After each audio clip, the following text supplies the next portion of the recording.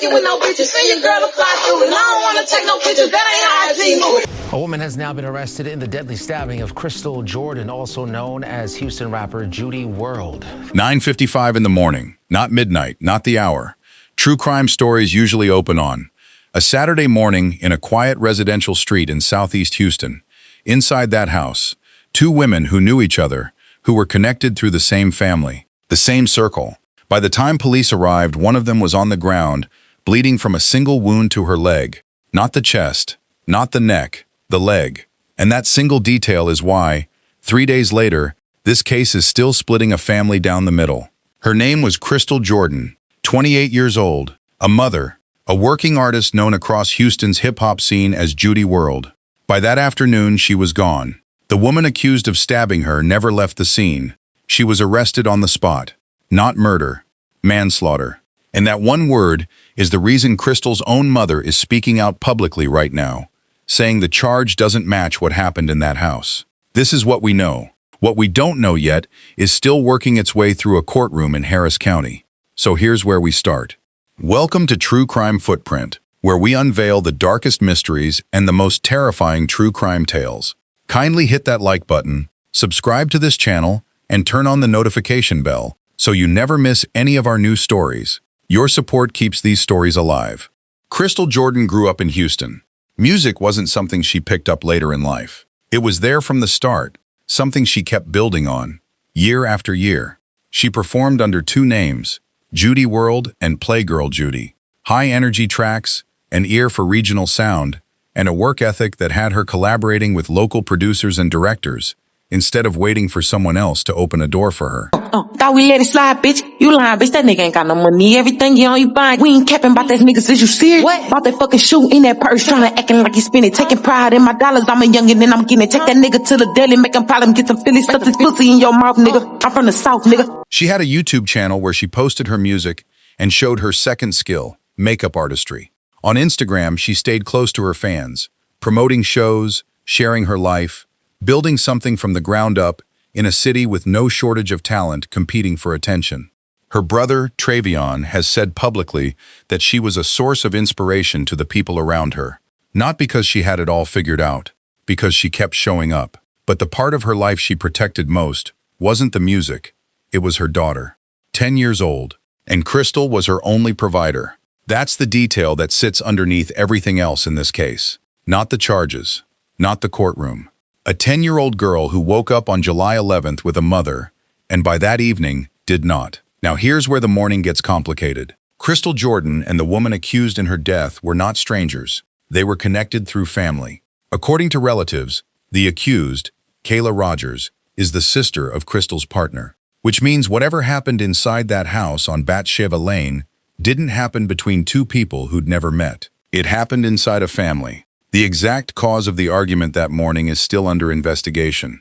What's confirmed is this: a verbal dispute between the two women turned physical. And somewhere in that struggle, a knife entered the picture. Rogers is accused of striking Jordan in the leg. Now, if you're picturing a wound to the leg as something survivable, something less severe than a wound to the chest, you're not wrong to think that. Most of the time, that instinct holds up. But the leg carries the femoral artery, one of the largest blood vessels in the entire body. A deep injury there can cause a person to lose a life-threatening amount of blood in minutes, not hours. A witness at the scene tried to slow the bleeding before paramedics arrived. Houston Fire Department took over on site, then rushed her to a nearby hospital.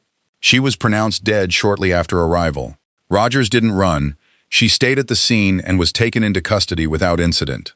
Officers were able to secure the property and the weapon almost immediately, which is more than investigators get in most cases like this. She was booked into Harris County Jail and charged with manslaughter under Texas law. And this is where the case starts to divide people who all agree on one thing: that Crystal Jordan should still be alive. Manslaughter, under Texas Penal Code Section 19.04, requires prosecutors to prove recklessness, that the person consciously disregarded a serious risk their actions could kill someone. It does not require proof that they intended to kill.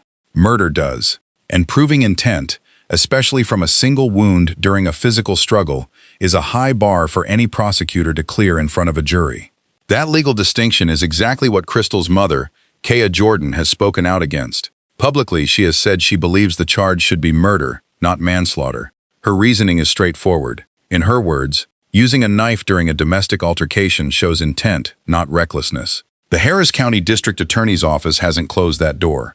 They've stated the charge could still be upgraded if forensic evidence, digital records, or witness statements point toward premeditation. Which means, as of right now, this case is still being decided.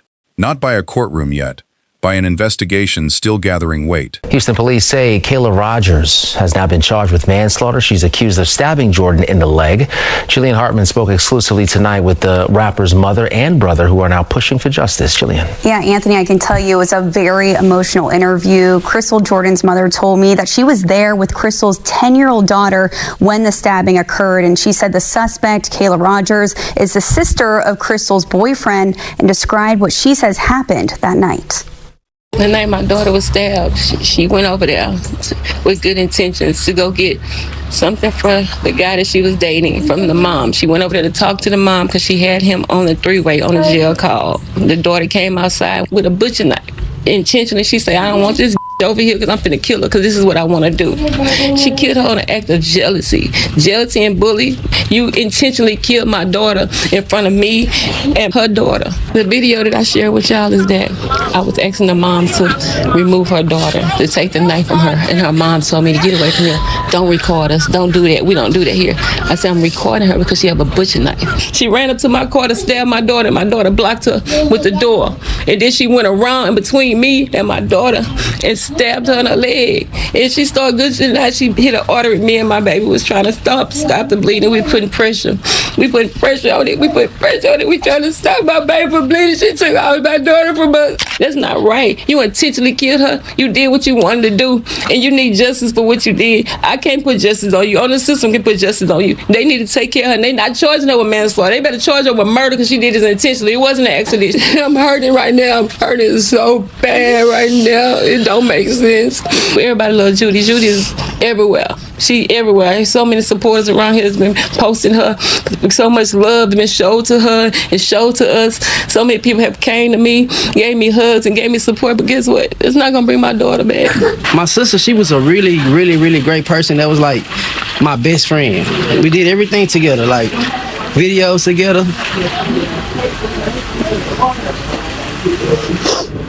We did songs together. We did everything. Like, she called me every day, check up on me.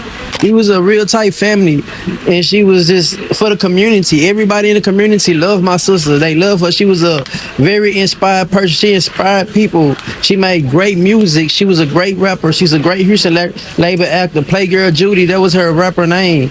She was great at what she did. She loved music, and she was actually had a good career where she was taking off, and she was really doing positive things in her life as a female rap artist. She really inspired the community that you could be anything in this life if you put your mind to it.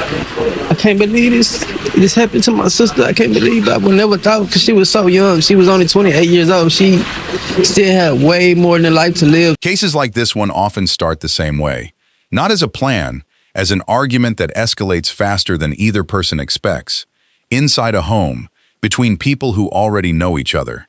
If you're in a situation where a disagreement with a family member or partner is turning physical, or you can feel it heading that way, getting physical distance matters more than winning the argument.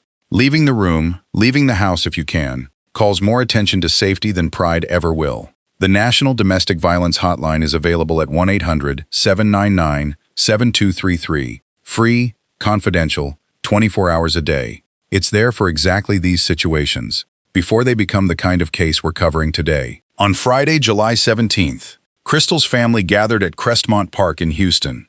Not for a press conference, not for cameras, for a balloon release. The kind of gathering that isn't really about getting answers. It's about the people left behind needing a place to stand together and grieve. In public, where the community that watched Crystal build her career could show up and grieve with them. Her sister, Kiara Walker, has been carrying a different kind of weight since July 11th. Funeral costs, and the long-term question of how a 10-year-old girl gets taken care of now that her only provider is gone. So Kiara started a GoFundMe, titled simply, Help Crystal Jordan's Family After Tragic Loss. The goal was $11,000. Within days, the page had raised over $7,000. nearly 2/3 of the way there. And one name on that donor list stood out.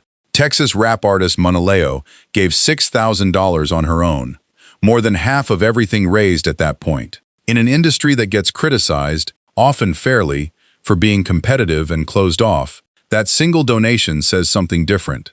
That Houston's independent music scene, the same scene Crystal spent years building herself into, showed up for her family when it mattered most. Here's what we know for certain. A 28-year-old mother is gone. A daughter is growing up without her.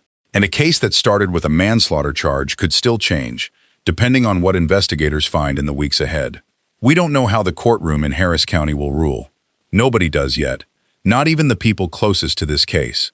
What we do know is that Crystal Jordan was more than the way she died. She was a mother, an artist, someone people are still fighting to remember correctly and to get justice for, in the middle of all this uncertainty.